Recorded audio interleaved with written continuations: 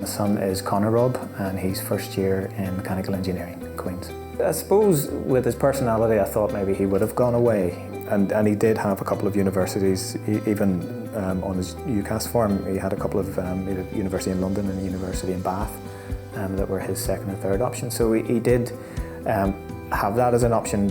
And he himself had looked at the prospectuses, looked at the universities, looked at the facilities, the reputation of the organisation.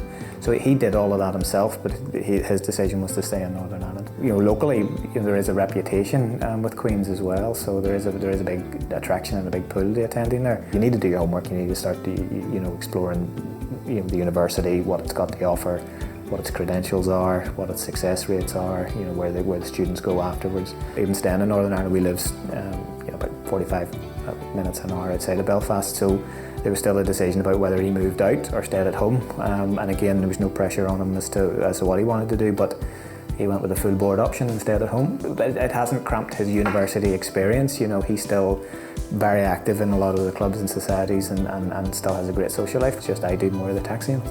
Mainly due to tuition fees, there's a financial implication of going to university now, so we're not in a position to be able to pay those fees for him, and I don't think that's the right thing to do either, because what's the saying, he needs some skin in the game as well, so he needs to know that this is his financial liability, so he needs to use this time wisely, see it as an investment, and get the benefit of it that he can, move on to a good career. There's some sort of key milestones or moments that things are significant things happen, and I think that's that this last year has been a huge shift. Where although he is still at home, he's an adult. He started working. He's his part-time job now. He passed his test. He's driving now.